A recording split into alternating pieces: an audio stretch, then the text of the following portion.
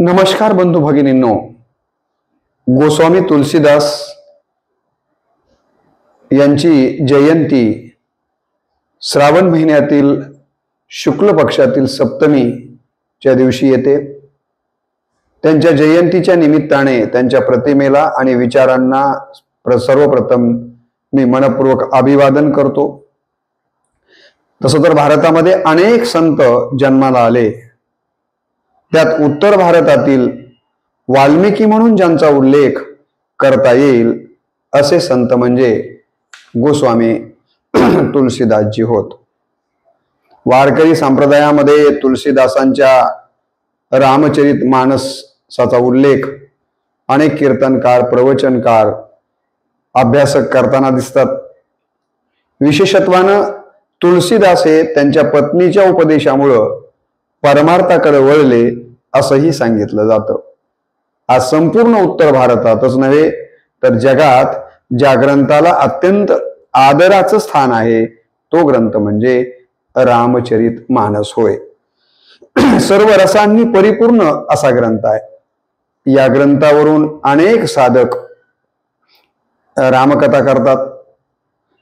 त्या ग्रंथकर्त्या तुलसीदासांचा खरं तर आपल्याला परिचय या ठिकाणी होणं गरजेचं आहे आणि म्हणून त्यांच्या जयंती दिनी आपण त्यांचा थोडक्यात परिचय करून घेणार आहोत।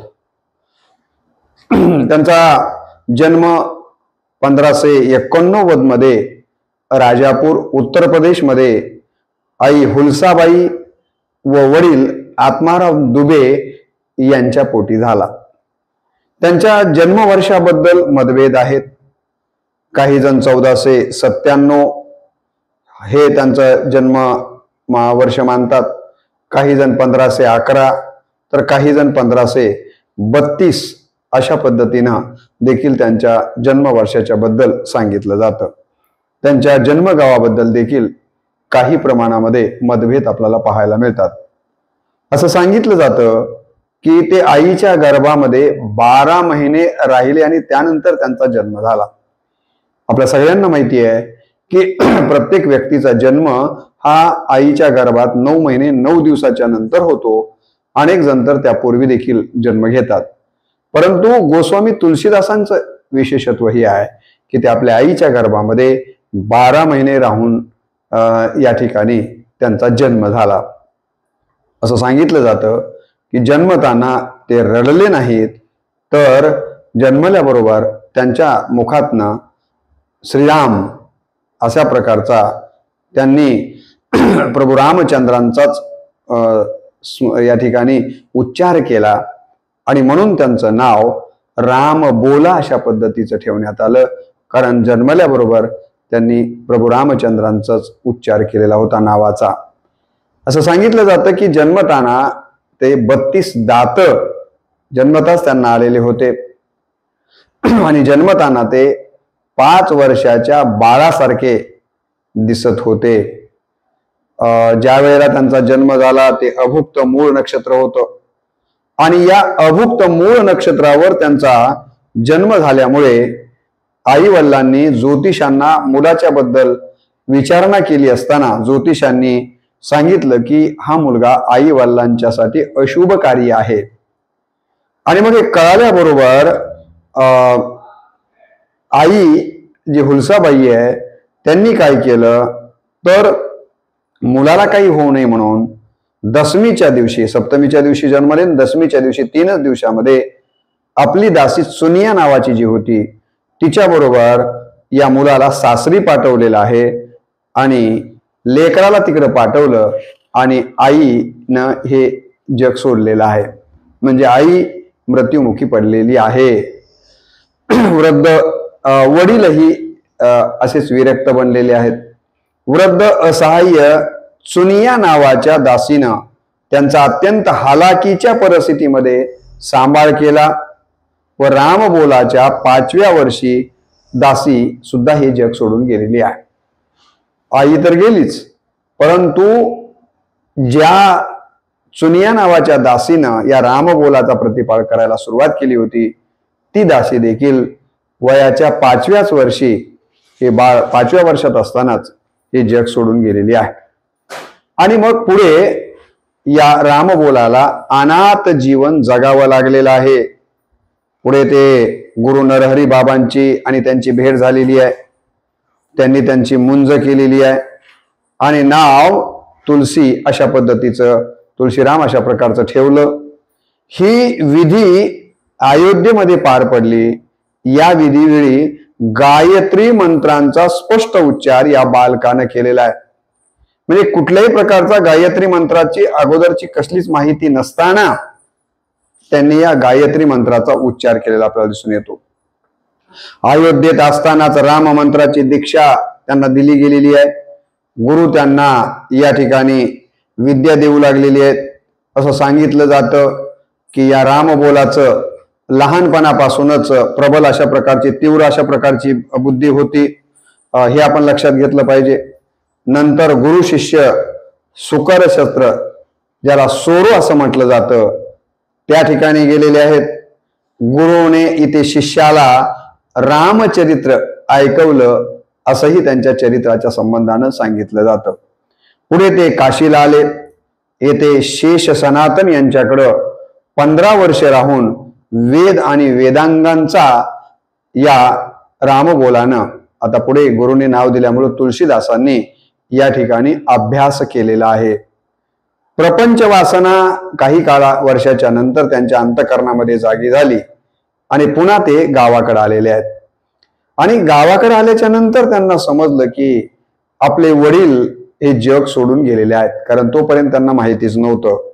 आणि मग त्यांनी वडिलांचं श्राद्ध घातलं आणि गावकऱ्यांना रामकथा ऐकवण्याचं काम देखील या ठिकाणी तुलसीदासांनी केलेलं आहे.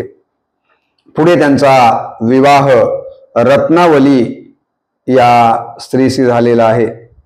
ज्या वेळेला त्यांचा विवाह रत्नावलीशी झाला तेव्हा त्यांचं वय 29 वर्षाचं होतं. असं सांगितलं जातं की पत्नी अत्यंत सुंदर होती, वागायलाही तशाच पद्धतीनं त्यांना आवडण्यासारखं ती वागत असावी.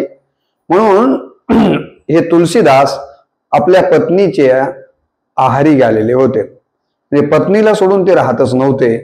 याची कथा मी मागच्या माझ्या रामकृष्ण बदने या यूट्यूब चॅनलवरती तुलसीदासांची आणि त्यांच्या पत्नीची कथा विस्तारानं सांगितलेली आहे. अत्यंत थोडक्यात इथं मी हे सांगेन की तुलसीदास हे इतके आपल्या पत्नीच्या प्रेमात वेडे झालेले होते. असं म्हणतात की ते आपल्या पत्नीला माहेरी जाऊ द्यायचे नाहीत. एके दिवशी पत्नीनं पतीला न कळू देताच माहेरी गेली आणि घरी येऊन पती तुलसीदासांनी बघितलं तर पत्नी नाही आहे, जवळ सासर होतं, ती तिच्या माहेरी गेलेली होती. तर आपल्या पत्नीला भेटायला तुलसीदास निघालेले आहेत असं सांगतात. जाताना रस्त्यामध्ये पाऊस पडत असताना पूर आलेला होता आणि एक मेलेल्या माणसाचं प्रेत वाहून येऊन कडेला कुठतरी दिसलं आणि त्या प्रेतालाच लाकूड समजून अंधारामध्ये हे तुलसीदास त्या प्रेतावर बसूनच गेलेले आहेत. आणि सापाला पकडून आपल्या पत्नीच्या जवळ गेले आणि गेल्यानंतर पत्नीनं सांगितलं, अस्ति चर्ममय देहमम तामे ऐसी प्रीती नेकू जो होते रामसो तो काहे भाऊ भीती. अहो माझ्या या नश्वर हाड्यामासाच्या शरीरासाठी इतके पागल होऊन एवढ्या अंधारामध्ये एवढ्या पावसात भिजत आला आहात, एवढंच प्रेम जर तुम्ही रामांच्या वरती केलात तर खरोखरच तुमचा उद्धार होईल आणि या संसार रूपी काळाची तुम्हाला भीती राहणार नाहीये. आणि पत्नीचा हा उपदेश ऐकला आणि असं म्हणतात की या तुलसीदासांचे डोळे उघडले. स्वतः तेच म्हणतात, तुलसी तो चाका रामरस पत्नी का उपदेश. खऱ्या अर्थानं मला इकडं येण्याचं जी काही बुद्धी झाली ती माझ्या पत्नीच्या उपदेशामुळे झाली, याची कबुली स्वतः तुलसीदासांनी दिलेली आहे. आणि मग पत्नीनं उपदेश केल्यानंतर मनातला काम गेला आणि मनामध्ये राम आला. असंही त्यांच्या चरित्रात आपल्याला पाहायला मिळतं. मग ते तिथून परत काशीला आलेले आहेत. इथं येऊन या ठिकाणी काशीला परत येऊन त्यांनी काय केलं बघा, काशीला परत आलेले आहेत. इथे येऊन पुन्हा ते कथा सांगायला लागलेले आहेत. एके दिवशी त्यांना असं म्हणतात की भूत प्रेत भेटलं व त्यांनी हनुमानजीचा पत्ता सांगितला. हनुमानजीची भेट घ्यायची असेल तर ती चित्रकूटावर भेट होईल असं सांगितलं गेलं. आणि मग तुलसीदास हनुमंतांची भेट घेण्यासाठी चित्रकूटावर गेले. त्या ठिकाणी पहिली भेट हनुमंतरायांची चित्रकूटावर झालेली आहे, परंतु तुलसीदासांनी हनुमंतरायांना त्या ठिकाणी पहिल्यांदा ओळखलेलं नाहीये. पुन्हा भेट होईल असं सांगितलं गेलं. भगवान श्रीरामचंद्र नंतर बालक वेशामध्ये येऊन म्हणाले, बाबा मला चंदन हवाय. आणि त्यावेळेला हनुमानजी तिथं पोपटाचं रूप घेऊन आलेले आहेत आणि या बालकाच्या वेशातल्या श्रीरामचंद्रांनी त्या ठिकाणी त्यांना गंध लावण्याचा काम केलं असं सांगितलं जातं. स्वतः तुलसीदास लिहितात, चित्रकूट के घाट पर बही संतन की भीड़, चित्रकूट के घाट पर बही संतन की भीड़, तुलसीदास चंदन घिसे तिलक देत रघुवीर. स्वतः प्रभू रामचंद्रांनी या ठिकाणी चंदनाचा टिळा त्या बालक वेशामध्ये येऊन तुलसीदासांना लावला आणि पोपटाच्या रूपामध्ये तिथे हनुमंतराय आले आणि दोघांचंही दर्शन तुलसीदासांना झालं असं स्वतः त्यांनीच त्यांच्या चरित्रामध्ये लिहिलेलं आहे. भगवान रामचंद्रांनी त्यांना या ठिकाणी हा गंध लावला. त्यानंतर ते पुन्हा अयोध्येमध्ये परत आलेले आहेत.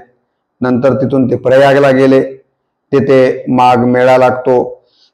6 दिवसानंतर एका वटवृक्षाखाली या ठिकाणी भारद्वाज और याज्ञवल्क ऋषींचं या तुलसीदासांना दर्शन झाल्याचं त्यांच्या चरित्रामध्ये वाचायला मिळतं.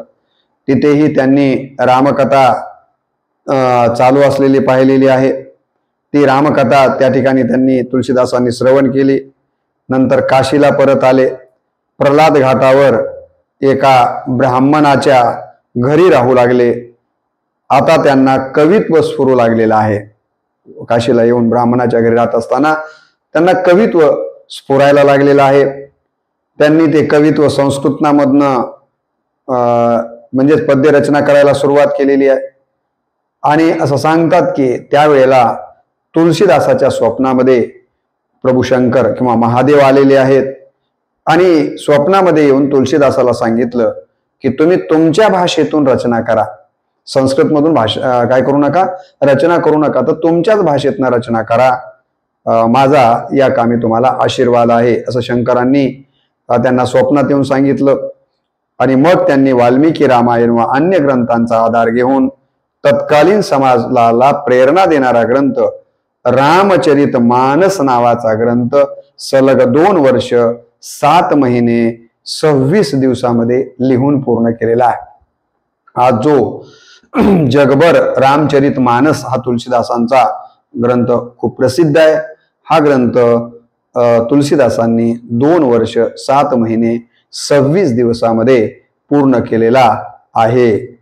रात्री ग्रंथ विश्वनाथ मंदिरामध्ये या ठिकाणी ठेवला आणि असं सांगतात की स्वतः विश्वनाथांनी त्या रामचरित ग्रंथांच्या वरती स्वतःच काय केलं तर स्वतःची सही केलेली आहे, सत्यम शिवम सुंदरम अशा प्रकारची असं सांगितलं जातं.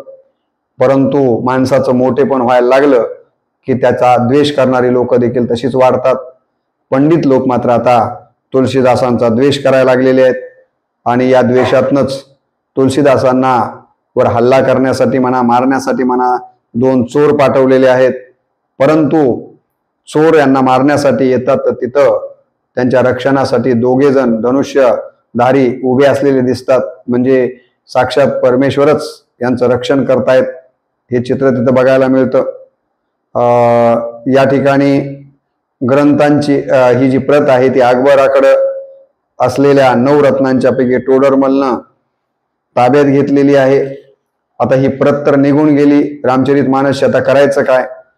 तेव्हा असं म्हणतात की तुलसीदासांची स्मरणशक्ती फार मोठी होती. त्यांनी पुन्हा हे रामचरित नावाचा ग्रंथ आपल्या स्मरणामध्ये होता तर पुन्हा लिहून काढलेला आणि दुसरी प्रत त्यांनी बनवलेली आहे. पुढे मधुसूदन सरस्वतीने या ग्रंथाची प्रशंसा केली. तत्कालीन खूप विद्वान असलेले पंडित मधुसूदन सरस्वतींनी त्यांच्या ग्रंथ रचनेची प्रशंसा केलेली आहे. पुन्हा एकदा गोस्वामी तुलसीदास यांची परीक्षा दुसऱ्यांदा घेण्याचा प्रयत्न झालेला आहे. सर्व ग्रंथांच्या खाली या ठिकाणी रामचरितमानस ठेवला, बाकीचे ग्रंथ वर ठेवले आणि कुलूप लावून निघून गेले. पंडित आणि सकाळी येऊन कुलूप काढून बघतात तर काय, सगळ्या ग्रंथांच्या वर रामचरितमानस हा ग्रंथ दिसला. आणि परीक्षा घेणाऱ्यांच्या लक्षात आलं की हा ग्रंथही सामान्य नाही आहे आणि ग्रंथकारही सामान्य नाही. आणि म्हणून मग या पंडितांचा गर्वहरण झाला आणि त्यांनी त्यांची क्षमा याचना केलेली आहे, असं त्यांच्या चरित्रात आपल्याला पाहायला मिळतं. 80 घाटावर ते राहत आहेत. असं म्हणतात की कलियुग त्यांना खूप त्रास द्यायला लागलं आणि हनुमानांची प्रार्थना करण्यासाठीचा आदेश या ठिकाणी आला त्यांना.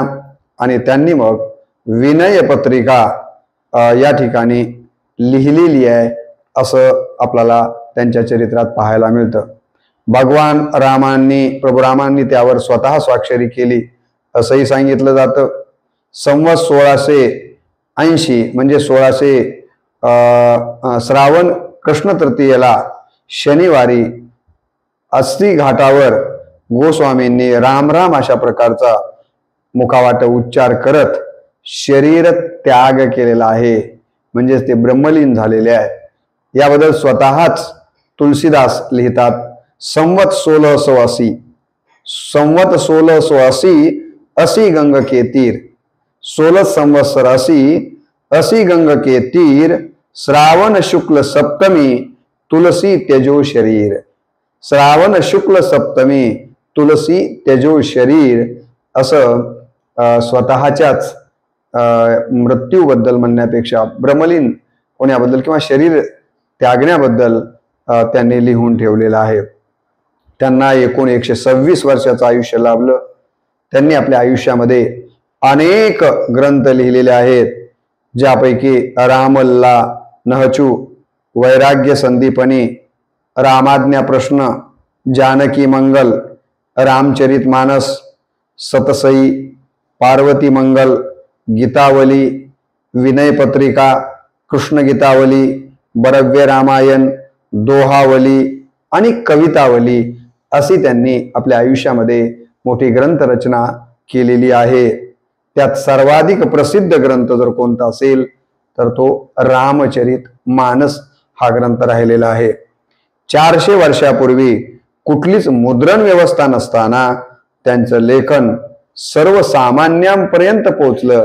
यावरूनच त्यांच्या लेखनाची ताकद आपल्या आणि त्या ग्रंथातल्या विचारांची ताकद आपल्या लक्षात आल्याशिवाय राहत नाही आहे. त्या काळामध्ये भक्तीचे 2 मार्ग सांगितले गेलेले होते, एक निर्गुण भक्ती मार्ग आणि दुसरा सगुण भक्ती मार्ग. निर्गुण भक्ती मार्गामध्ये ज्ञान मार्गी शाखा आणि प्रेम मार्गी शाखा अशी सांगितली गेलेली होती. ज्ञानाला महत्व देऊन ईश्वराला प्राप्त करणारा मार्ग ज्यांनी सांगितला आणि ज्यामध्ये त्यांनी संपूर्ण आयुष्य वेचलं ते म्हणजे संत कबीर. आणि प्रेमाला महत्व देऊन प्रेमाच्या मार्गानेच ईश्वर प्राप्त होतो अशी भक्ती ज्यांनी केली, त्यामध्ये जायसीचा उल्लेख, सुफी संतांचा उल्लेख या ठिकाणी केला जातो. त्याच कालावधीमध्ये सगुण भक्ती होती, त्यामध्ये रामाचं काव्य लिहिलं गेलं आणि कृष्णाचं काव्य लिहिलं गेलं. कृष्णाचं काव्य लिहिणाऱ्यांमध्ये त्या काळात सूरदासांचा उल्लेख आवर्जून करावा लागतो आणि प्रभू रामचंद्रांचं चरित्र लिहिणाऱ्यांच्या मध्ये गोस्वामी तुलसीदासांचं वर्णन आपल्याला करावं लागतं. म्हणून असं म्हणतात की सूर सूर तुलसी शशी असं त्यांचं वर्णन हिंदी साहित्यामध्ये केलं गेलेलं आहे. तुलसीदासांचं संक्षेपानं चरित्र बघितल्याच्या नंतर त्यांच्या व्यक्तिमत्वातल्या काही वैशिष्ट्यांचा किंवा त्यांच्या कार्याचा जर आपण आढावा घ्यायचा ठरवला तर असं म्हणता येईल की तुलसीदासजी हे समन्वयवादी संत आहेत. त्यांनी सामाजिक, धार्मिक, राजनीतिक समन्वय घडवून आणण्याचं काम आपल्या रचनांच्या माध्यमातून आणि आपल्या वागण्याच्या माध्यमातून घडवून आणलेला आहे. समन्वय रामचरित्राचे शस्त्र हाती देऊन त्या काळात इस्लामी सत्ताच्या विरोधामध्ये मनोबल खचलेल्या तत्कालीन समाजाच्या मनात मनोबल उंचावण्याचं काम या रामचरित मानस अशा ग्रंथाच्या माध्यमातून गोस्वामींनी केलं आणि म्हणून त्याचं महत्व आपल्याला कधीही कमी लेखता येणार नाहीये. तुलसीदास हे एकाच वेळी भक्तबी होते, कवी होते आणि समाज सुधारक होते. म्हणजे एकाच व्यक्तिमत्वातले जर आपण कंगोरे बघितले तर ते भक्तही आहेत, कवी आहेत आणि समाज सुधारक या सगळ्या भूमिका त्यांनी पार पाडलेल्या आहेत. रामचरितमानस हा ग्रंथ त्यांनी हिंदीतल्या अवधी भाषेतनं लिहिलेला दिसून येतो. या ग्रंथाचा आदर आपण जर पाहिलं तर मूर्खापासून अत्यंत विद्वानापर्यंत सगळेच जण या ग्रंथाचा आदर करतात. इतका हा सगळ्यांसाठी लोकप्रिय ठरलेला असा हा रामचरितमानस नावाचा ग्रंथ तुलसीदासांचा आहे. मी तर असं म्हणेन की आद्य शंकराचार्यांनी जे काम केलं हिंदू धर्माच्या पुनर्जीवनाचं, त्याला पुढे घेऊन जाण्याचं काम नंतरच्या काळात जर कोण केलं असेल तर ते गोस्वामी तुलसीदासांनी केलेलं आहे. त्या कालावधीमध्ये वैष्णव, शैव, शाक्त या सगळ्यांच्या मध्ये प्रचंड दरी होती. एकमेकांना हे पाण्यात पाहण्याचं काम करत होते, एकमेकांचा हे सगळेजण द्वेष करत होते. अशांच्या मध्ये समन्वय घडवण्याचं काम जर कोण केलं असेल तर ते गोस्वामी तुलसीदासांनी केलं. त्यांनी हे सांगितलं की प्रभू रामचंद्र शिवाला महादेवांची भक्ती करतात आणि महादेव देखील या ठिकाणी प्रभू रामचंद्रांचं स्मरण करतात.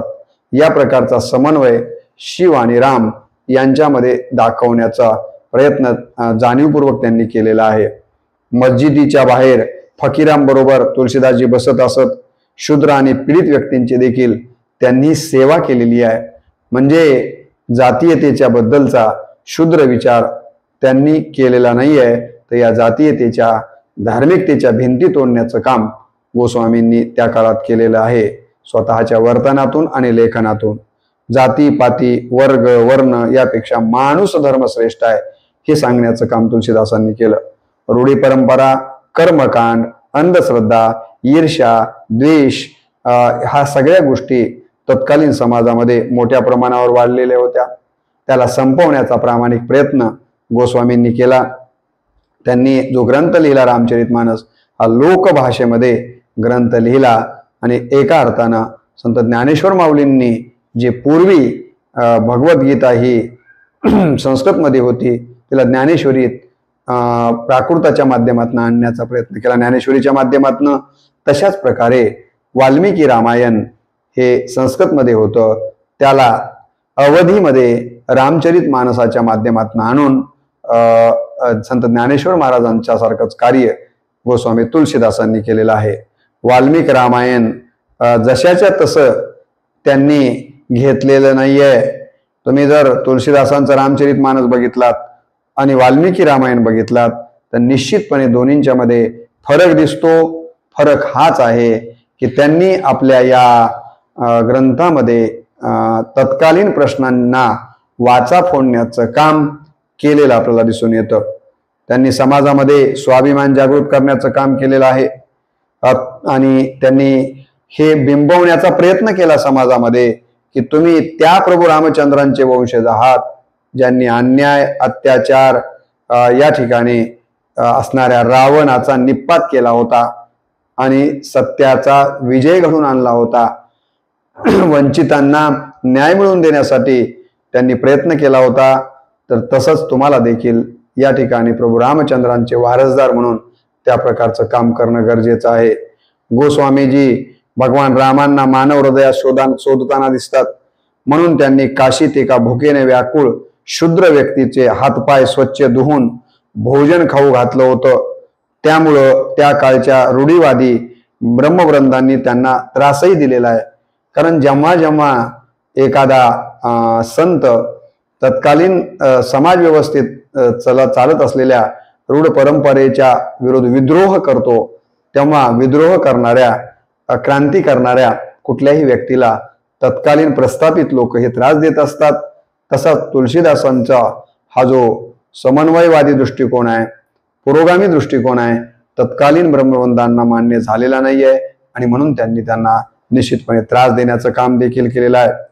त्या काळामध्ये धर्मामध्ये आचारहीनता वाढलेली होती, भ्रष्टाचार होता, व्यावसायिकता आलेली होती, प्रार्थना प्रियतेला महत्त्व दिलं जात होतं, पाखंड मोठ्या प्रमाणावर वाढलेलं होतं, पंडे पुजारी हे धर्माचे ठेकेदार बनलेले होते व्यापक हित व लोकमंगलाची भावना या ठिकाणी शून्यवत झालेली होती. साधक आणि ईश्वराच्या मध्ये दलालांची संख्या मोठ्या प्रमाणात वाढलेली होती. तर या सगळ्यांना संपवण्याचं काम जर कुणी केलं असेल तर ते गोस्वामी तुलसीदासांनी केलेलं आहे. तुलसीदासांना अन्य धर्माच्या व्यक्तीपेक्षा आपल्या धर्मीयांकडूनच जास्तीचा त्रास झालेला दिसून येतो. अन्य धर्मीयांनी गोस्वामीजींना त्रास दिलेला नाहीये, आपल्याच धर्मातल्या लोकांनी गोस्वामीजींना त्रास दिला. हे भारतीय लोकांचं दुर्दैव आहे की आपण आपल्या माणसाचं कौतुक करण्याऐवजी आपल्या माणसाला कसा जास्तीत जास्त त्रास देता येईल या पद्धतीने आपण वागत असतो. मला असं वाटतं की अशा कार्यक्रमांच्या माध्यमातून एवढा जरी आपण संदेश घेतला की मी माझ्या माणसाला मोठं होत असताना त्याचं कौतुक करेन, त्याला सहकार्य करेन, परंतु त्याचे पाय खेचणार नाहीये, हा जरी संदेश आपण घेतलात तरी खूप मोठं काम आपण अशा जन्मोत्सव साजऱ्या करून करतोय असं त्याचा अर्थ होऊ शकतो. त्यांनी सांगितलं की राष्ट्रावर प्रेम करा, संघटित व्हा, आणि त्यासाठी त्यांनी रामलीला महोत्सव सुरू केलेले आहेत. हनुमान मंदिर मोठ्या प्रमाणावर उभी करून संघटित करण्याचं काम, भारतीयांना संघटित करण्याचं मोठं काम गोस्वामी तुलसीदासांनी मुघल शासनाच्या कालावधीमध्ये केलेलं आहे. हे काही कमी महत्वाचं काम समजण्याचं काही कारण नाही आहे. त्यांचं जीवन हे गंगेच्या पाण्यासारखं सतत प्रवाहित राहिलेलं आपल्याला पाहायला मिळतं.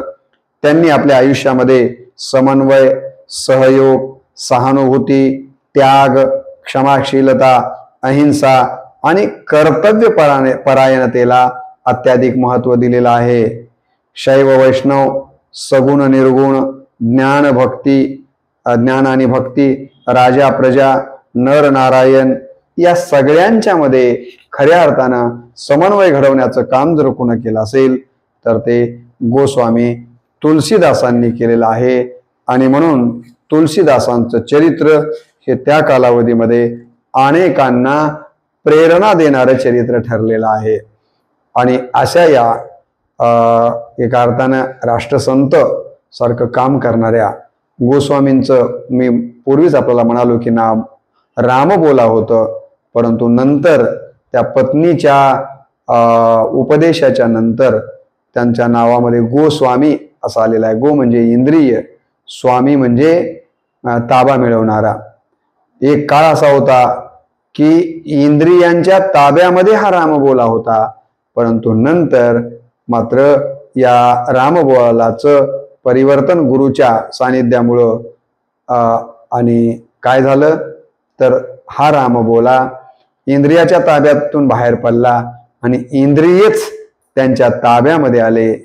आणि म्हणून त्यांना गोस्वामी, इंद्रियांचे स्वामी या अर्थानं गोस्वामी हा शब्द किंवा हे नामाविधान त्यांना दिलं जातं. तर अशा पद्धतीचे इंद्रियावर ताबा मिळवणारे भारतातील मोठे संत जर कोण असतील तर ते गोस्वामी तुलसीदास आहेत. त्यांच्या चरित्रावरती, त्यांच्या रचना आणि रामचरितमानसांच्या वरती जर आपण विस्तारानं बोलत गेलो तर किती वेळ बोललं तरी ते कमी असणार आहे. इतकं मोठं काम गोस्वामींनी आपल्या आयुष्यामध्ये केलं. त्यांच्या जन्मदिवसाच्या निमित्तानं त्यांच्या चरित्राचा अत्यंत छोटा भाग या व्हिडिओच्या माध्यमातून मी आपल्यासमोर ठेवण्याचा प्रामाणिक प्रयत्न केलेला आहे. गोस्वामी तुलसीदासांनी तत्कालीन समाजव्यवस्थेमध्ये 16व्या शतकात केलेलं काम, परकीय सत्ता, मुस्लिमांचं शासन असताना आपल्या भारतीयांच्या मध्ये हिंदू धर्मांच्या पुनर्जीवनासाठी त्यांनी केलेलं जे काम आहे ते खरोखरच वाखाणण्याजोगं आहे.